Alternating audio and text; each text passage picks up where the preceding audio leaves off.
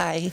Yes, I'm Marion Sanders, and I'm very happy to introduce Jason Kazarian as the speaker today. I know Jason mainly because when we used to be at our other location in Palo Alto, he would throw the ball for my dog a lot. And actually, I think the very best photo I have of my dog, who's been with me 8 years now, is from Jason, because my dog is holding a little red ball in his mouth, and it's perfect. And that's all beside the point, really. But just wanted to give him a plug in general. So today, to back up just a minute, when I became a member of the program committee, I asked Jason if he had any presentations that he could give. And he said yes, and he ended up giving one on Kosovo a few months ago. And it was excellent. And it was with a slide, I guess we could call this a slideshow. Yeah, okay. So I asked him if he had anything else he could do.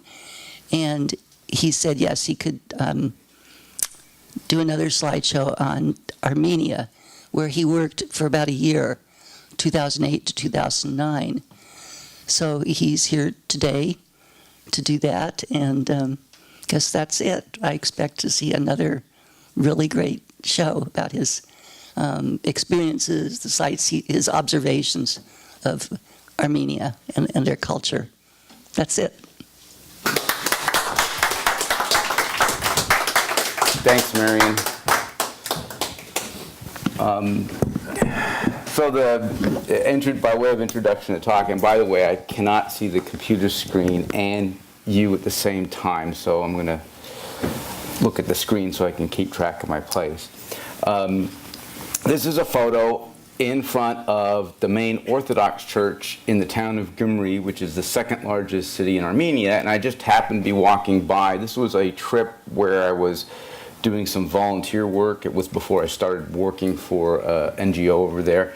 I just happened to see a wedding, and so I just took a picture of this cute couple. I don't know if you can see this cage over here, but people to earn money will have a cage of pigeons or other birds, and then at a wedding or something, they will pay the keeper of the birds to release these birds, and they'll fly off. And birds are smart enough to know where they're fed, and they come back 5 minutes later, so they just recycle the same set of birds over and over. That's an interesting foray into Armenian ingenuity. How many of you have heard about the film The Promise that's going on about the Armenian genocide?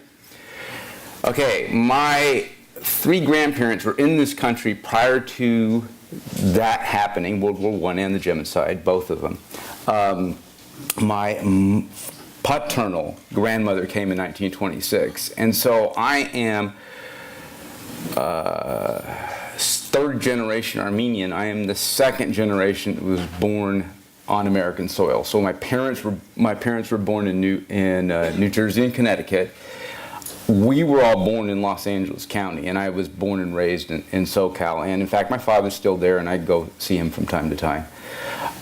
This is going to be a different perspective than you're going to hear from anybody else. That the Armenian genocide, upon reflection, while it was a horrible event, was one of the best things that ever happened in Armenian culture, because it scattered us across the world and put us in places like the United States and France and other places where we were able to prosper. And what we're going to be looking at today is a little bit of what's going on in Armenia now. It is really kind of backward. It is a second world country, and they're doing what they can. You'll see what that's like. But we've really benefited from that event. And so I don't look at the events of 102 years ago with the same kind of disdain that others look at them. And if you want to go see The Promise, that's great. Go see the movie. But, you know, I have actually been working with Armenians, and I see different problems. And there are other ways that we could be addressing the problems. And this talk is about some other ways we could be addressing those problems. before I get started, I want to show you that I've got a URL where the presentation is and some other ones. This is the main URL, lbgeeks.com/GITC. GITC stands for the Gumri Information Technology Center, and that is an IT training academy where I worked as executive director for about 15 months. Then on that page, you'll see something called extras in the main menu. And if you go to the extras page, you'll get galleries. And there'll be a whole list of galleries, and one of them will be agricultural tourism, which is what we're going to start with today. So, I don't know how many of you know anything about Armenian history, but in 55 BC, it covered from the Caspian Sea to the Mediterranean Sea. And this is a map of the largest extent of the Armenian Empire under Tigran the Great. And you notice it's covering a lot, Antioch and Damascus, and so it's covering a lot of what is present-day Syria and present-day Turkey. It stretches, as I said, the Mediterranean to the Caspian. Where is Armenia today? Well, here's Lake Sevan.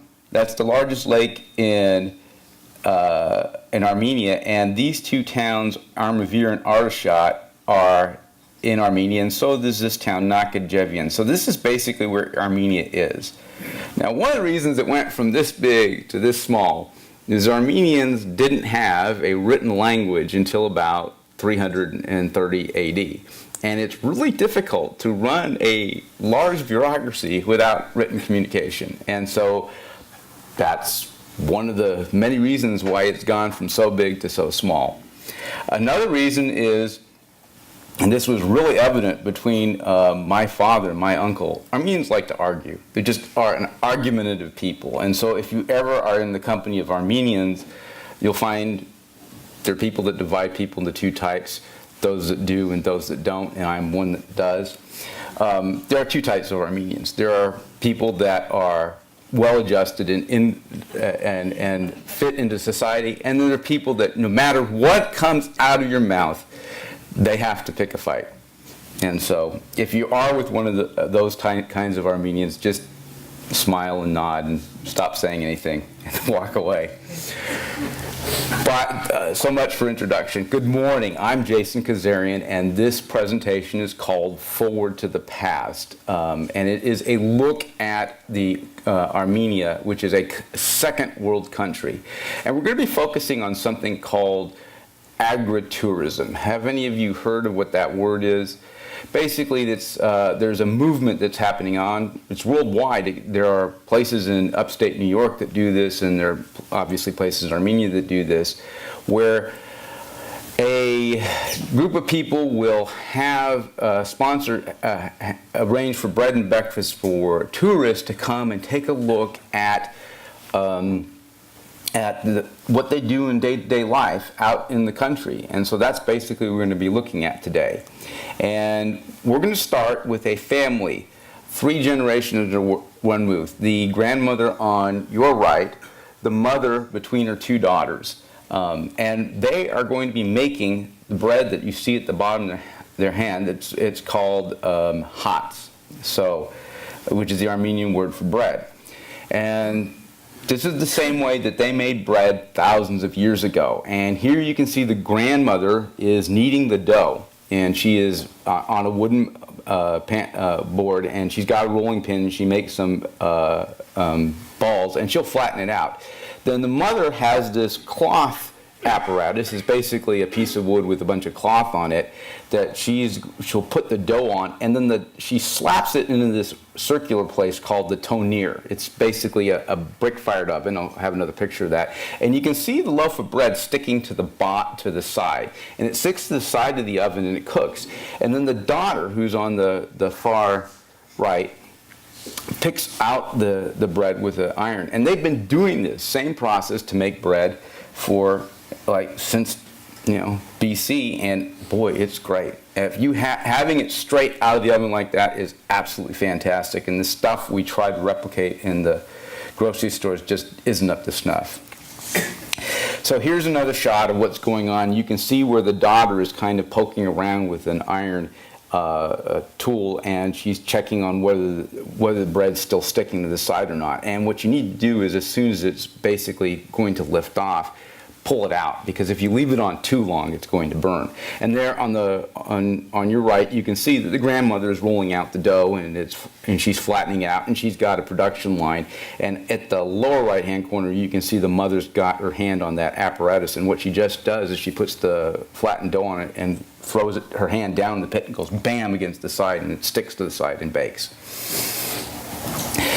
So this is the same family also making cheese in the Tonnier, and you can see that there's a fire going on, and they're curdling the milk. And of course now they have stainless steel as opposed to earthenware pans, but basically they will curdle the milk for a certain amount of time and stretch the cheese out by hand. This is a particular cheese known as Churchill cheese, and here we see I think that's the mother, grabbing the cheese as it's fermented and hand stretching it. And they really spend a lot of time stretching it out, to break out the cheese. So they're basically making their own form of string cheese. Now, this actual cooking and stretching process, and then there's a little bit of a drying process, takes half a day, maybe. There is an aging process where basically they will put these in earthenware or glass jars, and they'll put a cork or something on it and upside down, and then you can see that it's packed with ash from the fires around the bottom of the jar, and that's to make sure that there's no air going in or out of it. So that's how, if there's oxygen flowing in and out, the cheese will rot. So thousands of years ago, they figured out if we just put ash around the bottom of the cheese, it'll work. Whether they knew that there were bacteria and stuff like that, probably not. But they did figure out that if we put the bottles upside down in ash, that will make an airtight seal, and then the cheese ages in there for 6 months. It will sometimes be a white color, and sometimes it will have a green mold on it, depending on what region of the country you're in. And the ones that have the green mold are sought after as a delicacy. I've had it. This is not my favorite cheese. We will go seeing a more modern cheese factory, which does produce my favorite cheese. This is some of the things that the family makes on their own. And in the back, you can see the bread that they've made in the Tonnier. And then you can see other kinds of cheese that they've made. The plate with the orange or yellow knife on it, that is cheese. The one in front of that it's a hard yogurt. I think they call it matsu. And basically what it is, you can think of it as a double cycled yogurt, to where it gets thicker than normal yogurt. So it's not runny, it's actually solid. It actually tastes pretty good. I really do like that stuff. To the left is homemade butter, and then behind that is a compote. Armenians are big. This is interesting because there are not that many obese Armenians out there. It's not like when you go there, it's like you notice that I'm like huge out there, and they're not. But they eat a lot of sugar and fruit and things like that thing. I don't understand it, but that's some of the peach or compote that they make. This is another close-up of some of the other things that they make. In the right here, this is apricot jelly from fresh apricots, and I forget what this is. I think that's these are other fruits. The thing that was most curious to me is this thing right here, and this is a close-up of it. This is called anguisse, and it's basically walnuts. They're whole, baked like a canning process with sugar and so on and so forth. You eat the whole thing, including the shell. It's absolutely delicious. I have never experienced anything like that. You take the whole bloody walnut, and boy, is it sweet. Oh man, it'll give you a sugar rush if you're a type 2 diabetic like I am. And it is absolutely delicious. I've never didn't know this existed. My parents never told me about this. My aunt, who was the prolific cook in our family, never told us about this, but this was really something for me that it was just absolutely amazing. Eat walnut in the shell as a dessert. So what we're looking at here is some of the artifacts of actually baking the bread, and we're actually in a tonnier store. This is basically what the ovens look like as they're in production, and you can see they're kind of tall. These people were 5 to 6 feet tall, and that guy in the background, you can see the tonniers coming up to them. So imagine that goes all the way down in the pit. When we saw the picture of the pot, this is the rim of the tonnier. You saw that round piece of concrete there, or clay. This whole earthenware structure goes down into the bottom, and I think the bottom is open so that they can put the fuel in. And the fuel is dung. So as part of this culture of this is the interesting thing about Armenia. They're very conservative. They don't like change. They know that my grandmother and my great-grandmother and her mother before that have always done everything this way, and it's come out tasting good. We're not going to change anything. So they still cook their bread on dung fire. Now let's go to a different region of the country, and this family is in, it's near one of the tourist areas, but off the beaten path kind of way. It's like a half-hour drive from the big tourist hotels that are near the lake. And this family, as you can see, they're farmers in the country, they raise goats. That also a multi-generation. The grandmother's on the steps. Her mother is down on the ground in the blue shirt next to the goats, and her husband is sitting there tending to the goats. And you can see in the lower right-hand corner this beat-up Russian car. I think it's called a Lada or a Volga. I'm not sure which one that is, but this is the larger and the more luxurious of the cars that were available in the Soviet Union. So this is a family that would have been fairly well off. And they dry fruit. They dry apples, they dry apricots, they dry anything that they get their hands on. And they leave it out in the sun for, I don't know how long. And then you just basically collect the fruit and sell it. Well, what about sanitation? Turns out, if you leave anything in the sun long enough, the ultraviolet rays are going to kill anything that's on that fruit. And so, these flies are looking around, and they're not necessarily eating the fruit because they can't find anything they like. It's dry, there's no bacteria, there's nothing that attracts them to it, and so they basically go off. And this is how they dry their fruit. There's a lot of biodiversity in Armenia. This is an example of some of the corns and the peppers that they have. And look at this one that has got yellow and white kernels, and the kernels are misshapen and they're not all uniform.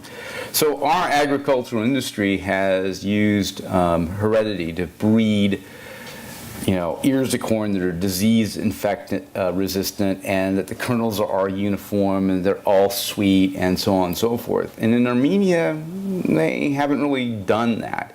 In fact, people that want to look for biodiversity of species have found out that Armenia is one of the most biodiverse countries on the planet. It's basically mountains. It's in the Caucus Mountain. When I'm filling out the ethnicity surveys, I always put that I'm white, because if my family's from the Caucasus Mountain, you can't get any more Caucasian than that. But from the mountains down to a lake, and so over this mountain region down to desert steppes, they have a lot of biodiversity. This is the goodies that this family is producing. Of course, they are proud of their bread, which they have displayed for us. And then they show us homemade honey, which is unfiltered. So it hasn't been through a processing that takes all the little bits out of the honey. I don't know if you can see it from the back of the room, but there's little things that are floating around in there, and that's because it's more organic than the stuff that you get at the store. And then in the lower left-hand quarter is this cheese. I said I was going to show you my favorite cheese. This isn't it. This cheese, for cheese aficionados, because we went with one on our agri-tour, is some of the best that is out there. And it has a very, I'd describe it's kind of not, well, how would I describe it? You'd have to be a cheese lover to enjoy it. And they do a similar kind of thing. It's not stretched, but again, the cheese is aged in that jar. So they actually manufacture the jars, and then they seal them with wax. So that's the other cheese technique. They used ash to seal the bottom jars. This one's, they seal it with wax, and they age it in a dark cellar for about a year. So there's no refrigeration, but they know that, if they have it underground, Armenian temperatures, depending on where you are, range anywhere from, I'd say if you're in Yerevan, it can be 90 degrees because that is a lower elevation in the summer, and minus 10 Fahrenheit in the winter. To, if you're in the mountains, it shifts a little bit to where it's, well, I'd say minus 5 in Fahrenheit in Yerevan, minus 10 degrees centigrade. To where if you're in the mountains, it can get to 70 or 80 in the summer, which is really nice, kind of like Mile High Denver, but minus 20 degrees centigrade in the winter.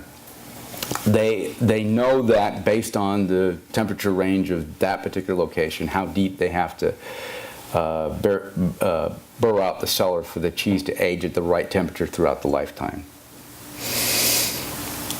And this is the family proudly showing off its what its wears. And this is, I'd say, typical post-Soviet Armenian decor.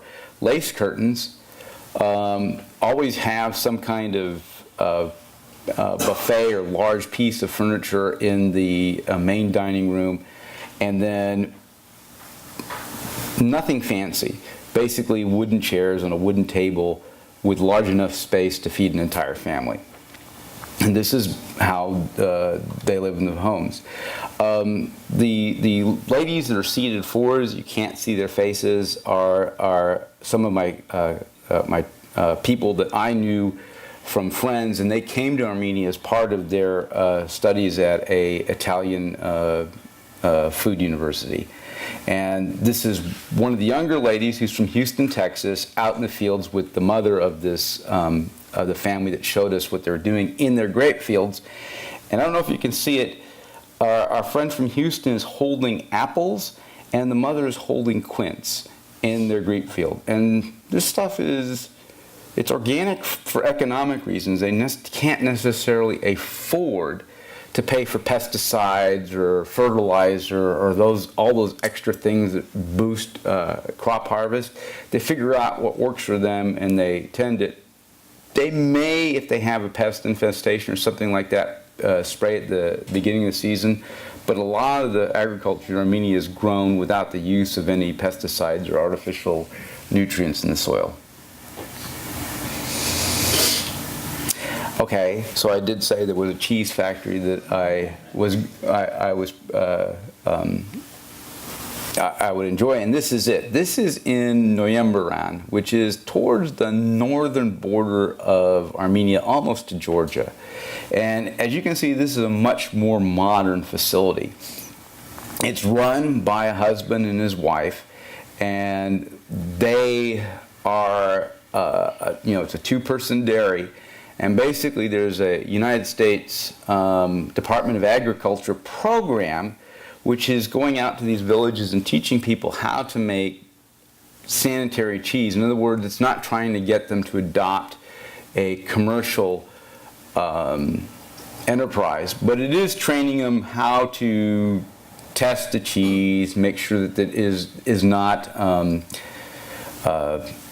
this cheese hasn't spoiled, that the bacteria levels are correct, and so on throughout the whole process of the cheese.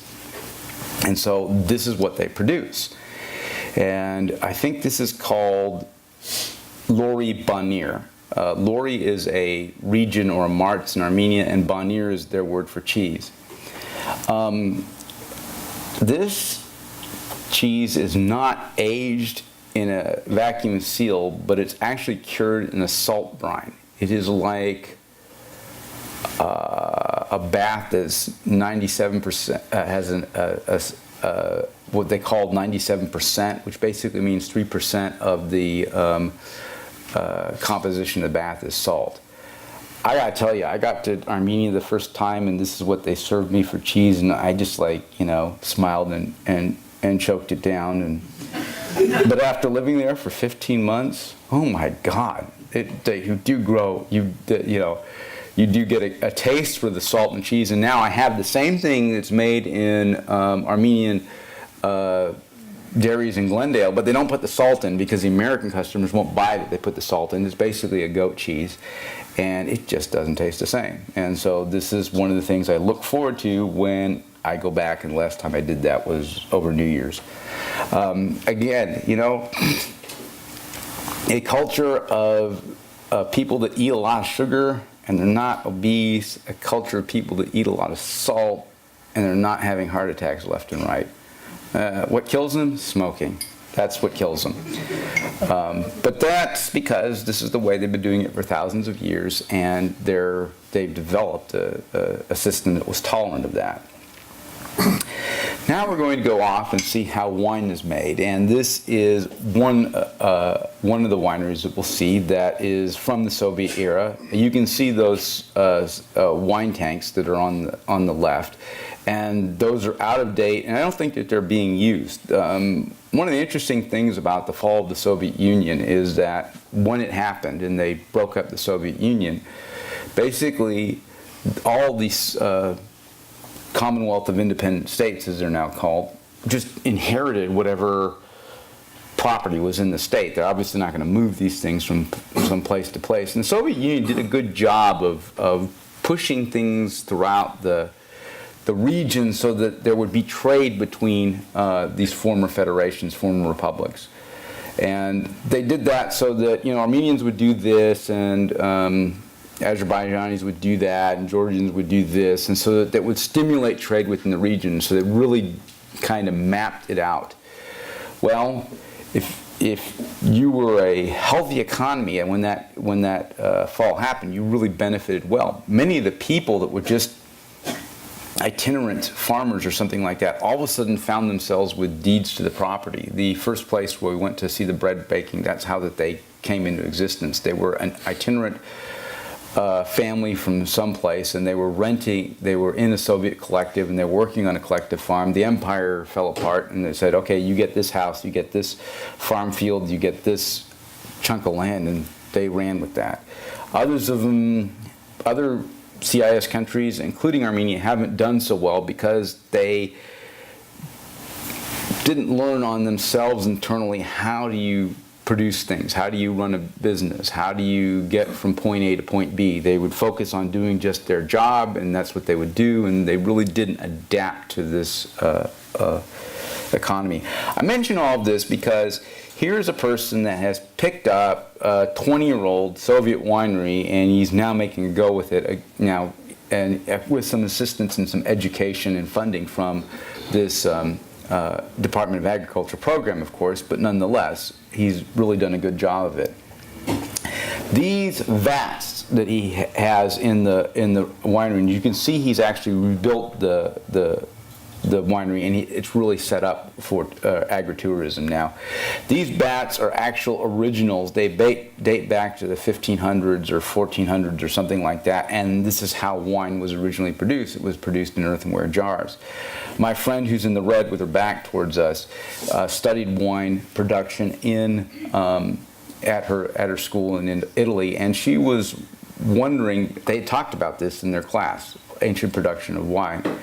And they had said, if you go to Armenia, look for this, because it's hard to find. This is one of the few spots in the world where they can actually make wine the way it was done originally before wine production was commercialized. It doesn't taste that good, but okay, they can still do it. And so Armenia is a place that holds on to its traditions.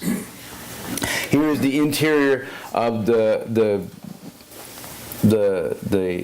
banquet hall, where you can run it out for a party, or tours can come in and they can do wine tastings and that kind of thing. And as you can see, they've put a lot of effort into, this one particular family has put a lot of effort into motivating this place.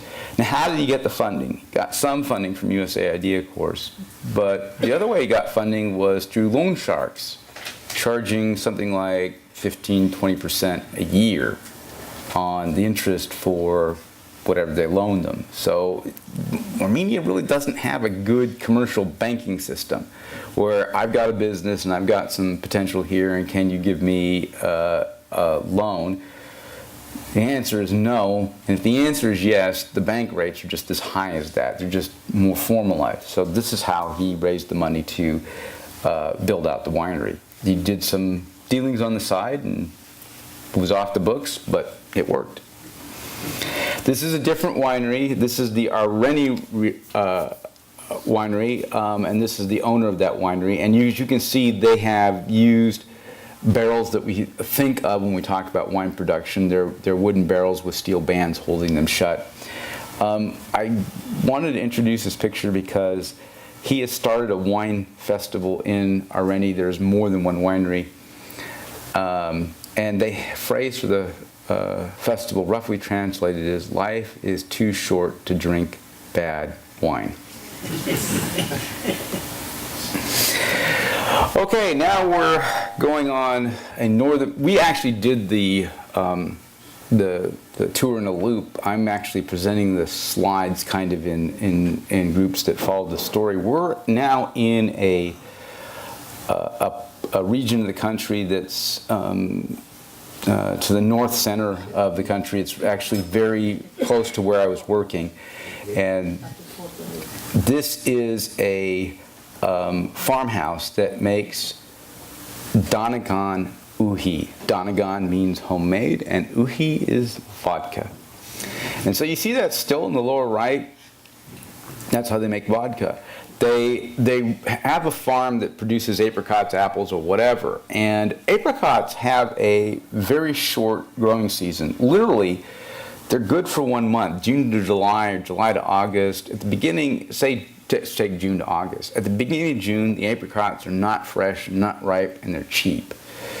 Kind of like towards the end of June, beginning of July, all of a sudden, those apricots ripen up, and the cost goes astronomically up, doubled. And they're very good until the tail of the end of July, mid-August, where all of a sudden they're mush. And if they don't, this farm doesn't sell their apricots, what do? I mean, vodka out of it. And how do they do that?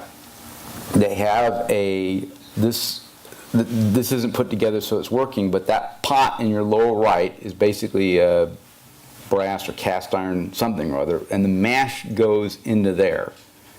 And then the pipe, that output of that pipe goes in that evaporator, and you see this little drip right here. The steam goes through that pipe, and some of the mash comes out. The tube, the part that's fermented is heavier than the water vapor, so it drips out the bottom. I think this is upside down when he's got it out because they don't have it set on operation.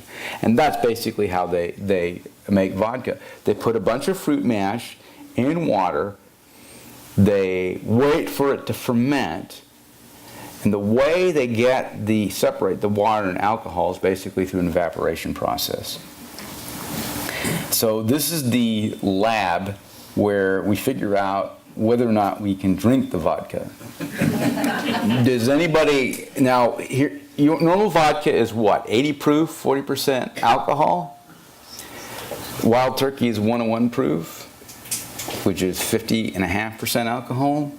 Donegan uhi is 110 proof, which is 55% alcohol. 120 will kill you. So how do they figure out where's enough and what's too much? Anyone want to guess? Drink it. No, they don't drink it. They don't burn it. Basic physics. They use a hydrometer. And depending on where that thing sits is the level of the alcohol in that liquid, and they know, that's good. We'll sell this at the store. We're keeping that. We'll sell this at the store. Oh my God, we better pour this down the drain or dilute it or something. And that's how they know. They measure it with a hydrometer. This is an outdoor fruit stand on the road. We're driving by, and there's a bunch of shacks, as you can see up, and the farmers' wives are bringing their produce from their farms out to the road and selling it. And cars stop and pick up fruit, and you look at it, and my friend who's in the blue here bought some of these raspberries, and they are absolutely wonderful. Because again, most of the stuff is grown without the use of any pesticides whatsoever. If they do apply pesticide, it's at the beginning of the season to kill off the bugs that are there, and then they don't spend more money applying things. And so it is really some of the best produce that you've tasted. Tomatoes here in the U.S., they taste like they don't taste. They don't have much of a taste at all. You go to Armenia, they don't actually grow tomatoes in there. They don't have the climate for them, but they come from Cyprus. My goodness, tomatoes taste really, really good over there. Assuming you have a mouth that actually doesn't taste the acid in the tomatoes and goes bonkers like my sister and brother-in-law. So I understand some people don't like tomatoes. I do, and the best tomatoes I've had are in Armenia. Here is a different stall. I think this is one in Armenia, and I'm showing you a close-up of what they're selling. Here's a big bag of walnuts, grapes, apples of 2 varieties, the quince, homemade preserves, and then of course they have a bunch of water and sodas because it's one-stop shopping. And you see these jugs here that are kind of look like motor oil? It's not motor oil, it's homemade wine. So Donegal, Guinea. Homemade wine is a big industry for these smaller farms. And here is a yogurt drink that you may have had if you traveled to the Mediterranean region of Europe. It's actually quite nice. The best one, in my opinion, is the one that they've spiced with dill and cucumber. And so when you drink it, it has a nice tang to it that's almost like eating a pickle. I love pickles. If you don't like it, you wouldn't like that drink. This is a more modern display of goods in Yerevan. So the first two we saw were out in the countryside by the road kind of a thing. This is what it's like in the center of Yerevan, which is a city of 1 million+ inhabitants. And this is what the stall looks like. You can see it's a huge building, and underneath everything that one could want. This is a wholesale market. In the back are fish, and they sell in quantities for restaurants. Things are not prepackaged. You buy in bulk, and this is how the restaurant industry around the community, this is their Costco. This is where they go to get their goods to prepare meals for that day. So on the website, we've got 2 more pictures, but then I've got some more that I can show you. Of other things in Armenia besides the agri-tour. This is you've heard of the Silk Road. So Armenia was on the Silk Road, and there was lots of animal traffic back and forth during the day. And this is an inn or a lodge that and the stalls for the animals, where they keep the animals at night, or if there's really harsh weather conditions or whatever, as the animals would go back and forth on the road. And of course, they'd have to have one of these things every so many kilometers or miles that an animal could reasonably endure. This one is in ruins. But you can see that the roof is gone, and you can see what the stalls looked like and where the animals would have been kept. Basically, they would have been lined up in rows, and the hoops would allow you to go between the aisles so that you could go from aisle to aisle to feed your animals. This is the best preserved one in Armenia, and this is what it looked like, close to what it looked like when it was originally built. And it's been restored. You can imagine what that trough is down the center, but this basically is where they would keep animals as they were traded on the Silk Road, as they went back and forth among delivering goods back and forth. There is no lighting inside here. There's holes in the roof to let sun in, to let some light in, and all the light you see here in this photo is actually natural light, and it's rather dark. So this is, for the photo geeks, this is high ISO photo, so that you can actually see what's going on in there. When you go in there and look, if you don't take a picture, you can't see it in this much detail. Your eye just cannot deal with the darkness that's there until you've been in there for about 5 minutes, and then you can stumble around and see things. Anyways, that is the end of the formal agricultural tour. Now I'd like to show you some pictures of some other things that I edited out from the website. So, where I wanted to talk about how Armenia kind of, and other cultures kind of don't get that there's things that you have to do in order to run a business, in order to have money. And this is the bathroom of a person that is trying to run a bed and breakfast. How many of you would stay here? Okay. You know, it's like, if you're the adventurous type, fine. And you know, it's cheap. It might be 15 bucks a night, but there are some things that I just don't do anymore as when I'm 55. And they talk about how wonderful their bread and breakfast is and how wonderful the things, and you go look at it. Because the country is kind of insular.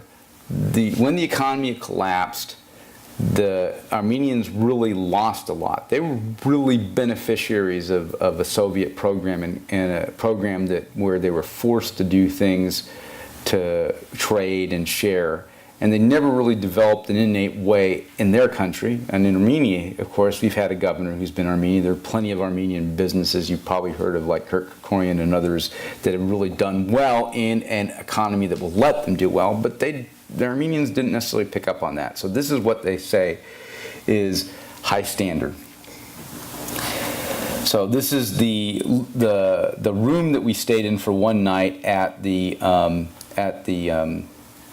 our tour. This was the house of our tour guide. I think it was easily the worst house that we spent at. So everybody else that he took us to afterwards was better than what he has in his own house.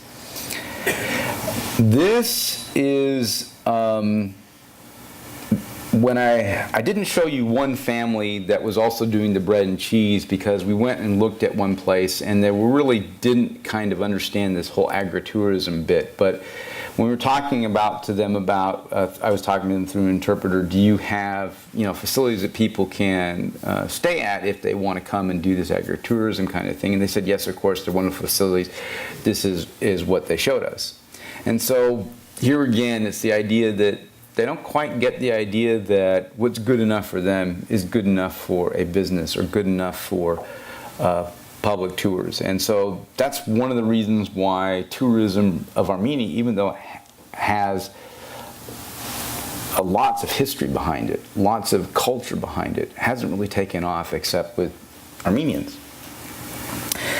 Okay, some pictures of where I worked. Now, you see a bunch of brand new iMac computers, and there were donations from a organization called the Fund for Armenian Relief. And we ran an IT training academy. The idea was you take people that had degrees in physics and math or something like that, you run them through a 1 or 2 year program and teach them programming skills, and they can find a job.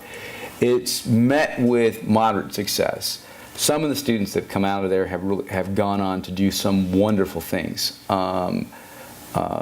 One of them is one of those students. I'm actually the godfather for her son. She has a daughter. She has gone to Yerevan, and all three of them are employed in high-paying jobs in Yerevan, which is actually, quite frankly, amazing, because usually only one person in a family of 3 or 4 will work.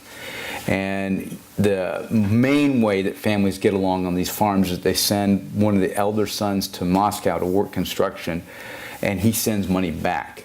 And because of the disparity in the economies, that's usually sufficient to keep the family afloat in Armenia while the son has enough money to tend to himself in Moscow. And again, this is one of the things that I got from this, is it really depends on the attitude of the person as to how they're going to, whether they're going to adapt and thrive. If they insist that things are done the way they've always done them,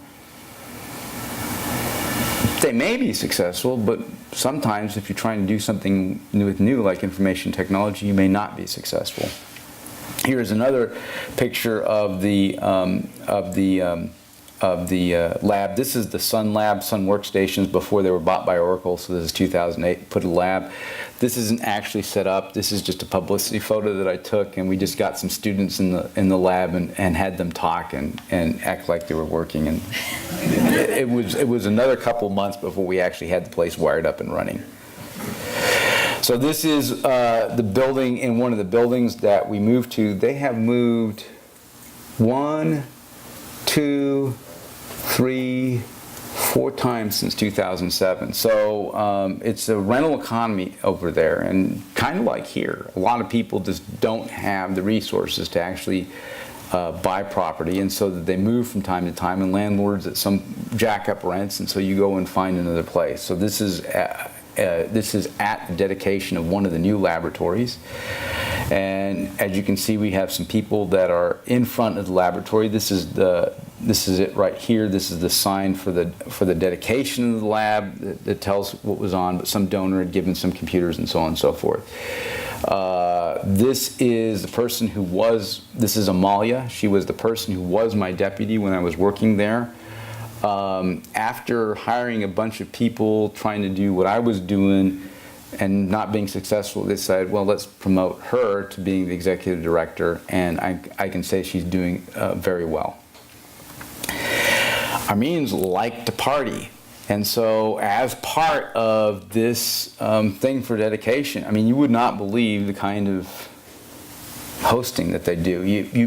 You know, it's like you look around, you look at what the salaries are, and you see what people are making. You say, my God, you know, it's like they don't have really a lot of money. When I went, I was making 250,000 dram a month. That was about $800 a month, and I could pay my rent, pay my gas bill in the winter, which was like 100,000 drams at worst. So I mean, over one third of my paycheck one month went to pay the gas bill, not even electricity, because it does get cold in the winter, and when you're dealing with minus 20, you're running the gas furnace all the time. But somehow they managed to collectively bring things together and pull parties like this off. This is quiz night, and one of the things, one of the things that they do is they have radio quizzes, and they start off with collections of various universities, and we were invited and we participated, and we made the first round, but we didn't make the second round. But this was one of the things that I really got to enjoy, was to see how people do things socially. And because it was on television, everybody got dressed up. This is Hamlet, and his last name is also Kazarian, closest thing to, my father's ethnicized my name from Kazarian to Kazarian. And he doesn't normally dress like that. He's an IT guy, and he's perfectly happy in a t-shirt and shorts in the summer, not in the winter, of course. More photos from the quiz night. And this is our esteemed panel, and there I am. Oh my God, I can't believe I used to look like that. Well, I probably still do. Actually, what's gone most is the vision. That has really gone since 2008. Armenians are a Christian nation in the middle of Muslim nations, and you might wonder how that was possible. And I think that's possible because of the Silk Road. And there was trade. They're really in a region. Afghanistan is Muslim. What's the country we don't like? Iran? Yeah. Iran is also on their border. I can't remember if it's Iraq or Iran. I get confused. It's like, wait, one of them we just, yeah, whatever. They're on Iran is Muslim. Turkey is Muslim. Georgia might be nominally Christian. I don't know. But you know, it's a Christian nation surrounded in a Muslim stronghold. Really, well, part of the center of the Ottoman Empire. How did that happen? Well, they had a lot of Greek influence, and if you look at the cuisine is kind of like Arabic cuisine, but with definite Greek influence. And it's something that's kind of unique to that region of the world. Actually, rather delicious. This is what a winter looks like in Gyumri.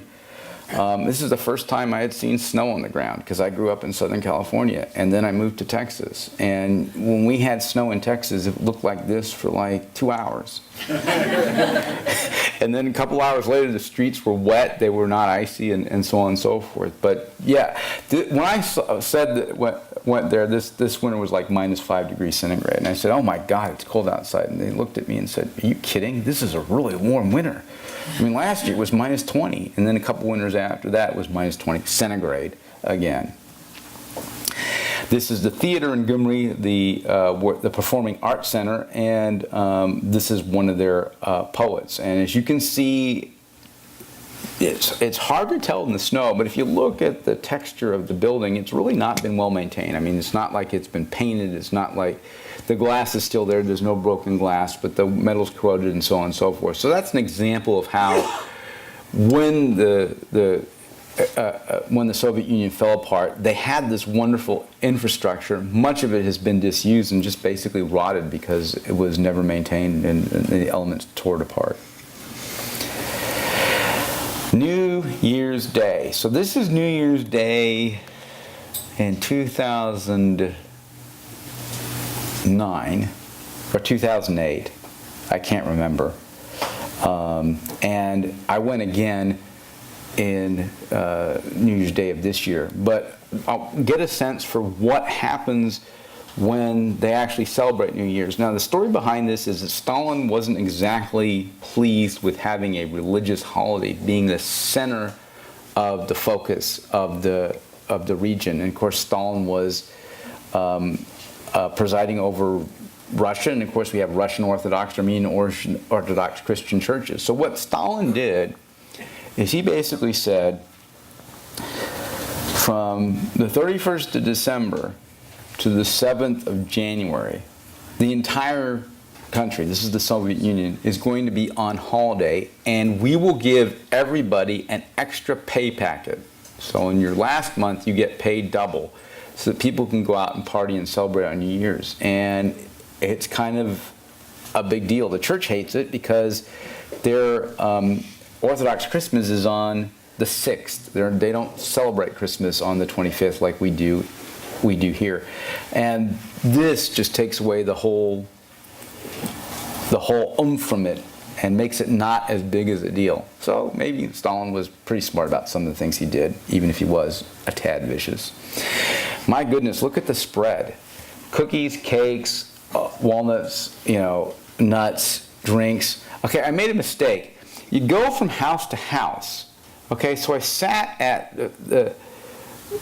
when I did this the first time, I sat in the house, I basically ate a light lunch and it was going on, but it's like you go to 3 or 4 houses and it's the same thing each and every time, and they expect you to eat again and again and again and again, and it just doesn't stop. I mean, my goodness. So this year I went and I tried my best to hold back, but it's like, okay, I'll eat one of those and one of those and one of those. Let me tell you a secret which I can't really do myself, but this is the secret. When somebody serves you something in Armenian culture, you don't finish it off.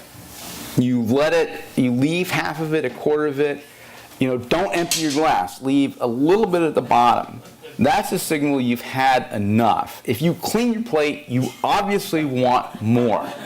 So if you're ever in this kind of situation where you're in a culture where there's generous food, that's the secret if you want to maintain your waistline. Or screw it, it's holidays. I'll worry about it when I get back to work on the 8th. This is the outside of the village, and as you can see, this is a family that has sent two of their sons to Moscow to send money back to the farm in the village. And as you can see, they've actually been able to use that money to maintain the property. They put up nice doors, nice windows. The place is relatively well cleaned.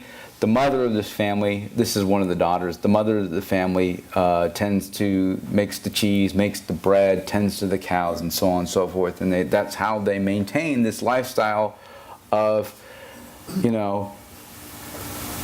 a second world country lifestyle without really a lot of economic subsistence, but able to live in the first world because able to maintain things by sending their sons off to work. You may have heard that there was an earthquake in Gyumri, and this is an example of the damage that was there. I had to hunt to find a photo that showed the damage. So the earthquake was it was in 1998, because when I got there in or 1999, because when I got there, I did go to services for the 20th anniversary of that earthquake, and I was there 2008 to 2009. So it was somewhere in there was when the anniversary of the earthquake. I had to hunt to find this wreckage. Most of the town has been rebuilt, and so what this shows is that during the Soviet Union, people didn't necessarily.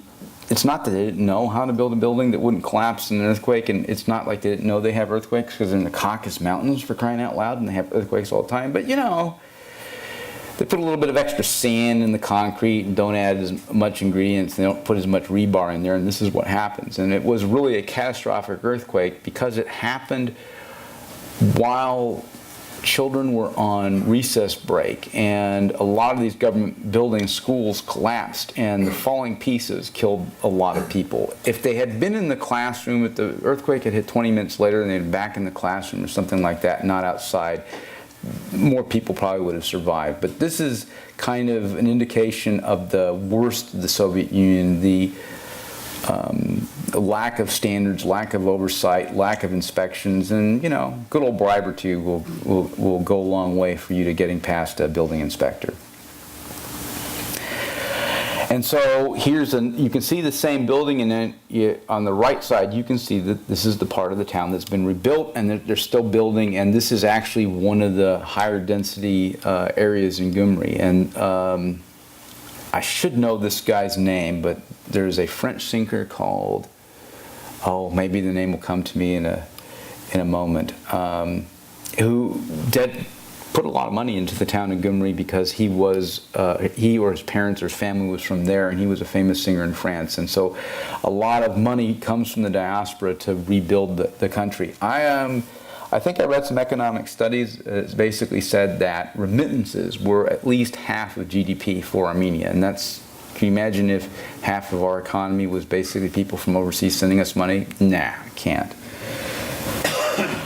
Here's more stuff that's post-earthquake, trying to find out what happened. And a lot of land that sits around that is disused. So there are good supermarkets, good places, and things like that. But if you walk around the town, you see that things are starting to regrow again. This building was, when it was being constructed, was this is now a tall steel structure. I'm going to jump ahead here.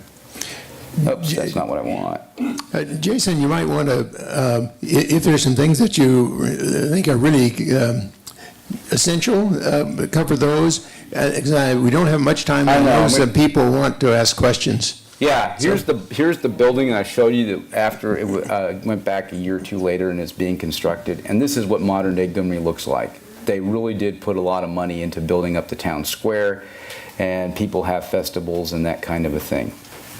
So, I guess I should take questions. Any questions? I'll wait for John to give you the microphone. Yeah.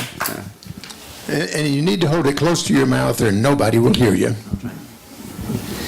Hi, thank you very much, Jason. So my question is, what was the attitude of the Armenian people at the fall of the Soviet Union then and now? I would say that they were glad that when it fell, and 15 years later, they were not so glad, because Armenia really didn't do well without, my friend that traveled with me says the whole country needs a mother. And they just really didn't have a sense of being able to navigate life themselves as a nation. And you'll see that if you actually spend enough time with the people. They just don't get things that you and I take for granted. And so I would say that initially it was elation. They stopped teaching Russian in the schools. 18 years later, they started teaching it again.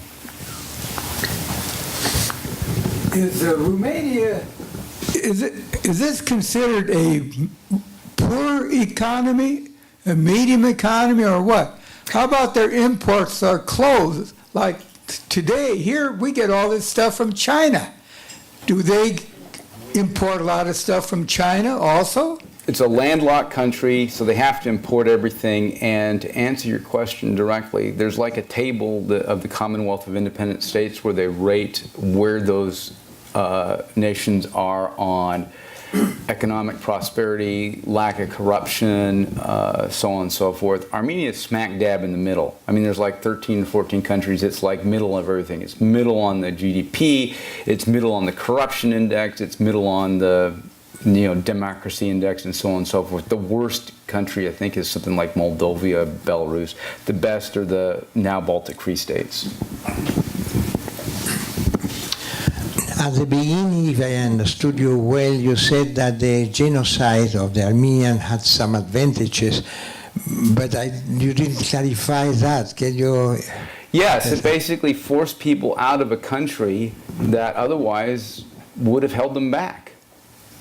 I mean, yeah, I'm not saying that it wasn't horrible, but I guarantee you that if my family was still in Armenia, we would not have done anywhere near as well as we have being in America. And my grandfather had a brother who stopped in France. My grandfather on my father's side decided to go all the way to America. And this was before the war. And basically, we had a guest worker program at the time. This is kind of fits in with current political events, where people were welcome to come to the U.S. and work a construction or a field job and come here for a few years and work, earn some money, and go home. And that happened all the time. And the reason why my grandfathers on both sides and my grandmother on my father's side stayed, grandmother on my mother's side stayed, was because they could not go back. And so that event forced them to stay in a country that went through World War II and become the dominant superpower, because after World War II it was the only country that had any infrastructure that survived. So there are advantages to everything in life, and it's up to us to find the advantages. Next question is here. Yeah. What is life like in the mountains of Georgia for the Armenians who are agrarian in that area and locked in for the entire winter? You know anything about that? Well, the Armenians are locked in for the entire winter farming in Armenia. I imagine that it's a similar set of circumstances. I think the relationships between Georgia and Armenia are the best for any of its neighbors. There is fighting with Azerbaijan, active military fighting. Most parents whose sons are, conscription is compulsory. Most parents are upset that the Armenian government is doing absolutely nothing to adequately clothe and feed their sons when they're out fighting. But I would say that a lot of the photos that we saw, remember those piles of dung? That guy lives in a mountain, and they survive very harsh winters out there. And as I said, it can get to minus 20 degrees centigrade in the towns, and at the mountains, a little bit higher up, obviously, it's going to get colder. So from a political perspective, relationships with Georgia are pretty good. From a matter-of-fact perspective, this is something they've been doing for hundreds of years, and they know how to get by. What is the current political situation in Karabakh and in Azerbaijan? The fighting has increased since I was there in 2008. In 2015, there was firing, even though there's supposed to be a ceasefire. There was a number of Armenian lives lost, and there was fights back and forth. And I don't know that situation is going to resolve. What are the political issues? My last trip there, what I heard about was it's an oligarch-based economy, and there are people that actually benefit from the current situation. They're in power. And so I don't see a lot of change. because it benefits certain people but not others. Your general assessment of the infrastructure, is electricity throughout the country, condition of roads and bridges and things like that? Passable. Infrastructure is not that great in certain parts, and they've just put up with it. There was a contract to build a super highway from Yerevan to the top or bottom of the country. It was run through Armenian contractors, local contractors. They basically spent $1 billion building 20 kilometers of roads. They're now going to hand that over to a Chinese construction firm, which they expect better results from.